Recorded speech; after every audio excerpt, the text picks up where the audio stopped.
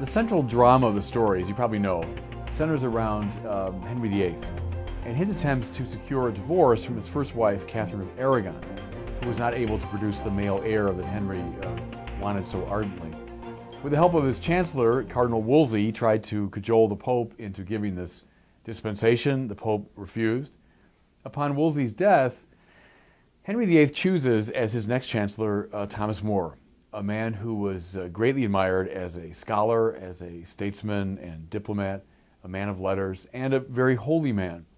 He chose him as his chancellor and then continued to seek this divorce, the permission for it from the Pope. The Pope continued to refuse, and so finally, as we know, Henry broke with the Church of Rome, established his own English church, and this new English church promptly gave him the divorce that he had been seeking for so long. Now, Thomas More was a very loyal Englishman. He was a very loyal servant of the king, but this was too much. Without explaining precisely why, More simply resigned his office as chancellor.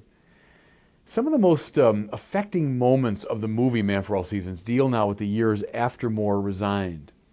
Henry knew that this was a problem because More was so admired, so his opposition, at least implicit opposition to him, was a problem. So Henry tries in all kinds of ways. He tries to cajole him, he then threatens him, he takes away his freedom, takes away his home, trying to get More to give in. Thomas More is played by the magnificent Paul Scofield, who was a wonderful actor, Shakespearean specialist, and beautifully evokes Thomas More, especially during these years when he was struggling. He finally ends up in the Tower of London, under arrest and threatened with the rack. More is eventually brought to trial, and his trial was held in a hall that he knew very well as a man of the law. It was Westminster Hall. And there he was arraigned and he was tried, and really through a combination of chicanery and legal maneuvering and jury tampering, Thomas More was condemned for high treason. He was condemned to death. The judges asked him before passing sentence if he had something to say, and More rose to finally speak his mind on this topic. And it's one of the most magnificent moments in the movie because what's reproduced is the speech itself. We have records of it, and almost word for word, Scofield delivers. He reproduces the great speech of Thomas More.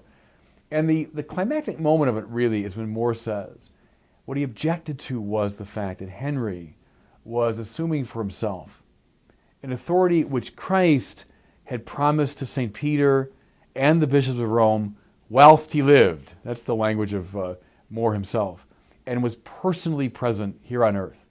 He concluded it is insufficient in law, therefore, to enjoin any Christian to obey it. What he was doing at that climactic moment of his life was defending the authority of the Bishop of Rome, the authority of the Pope. And he was doing it as he stood condemned to death in Westminster Hall.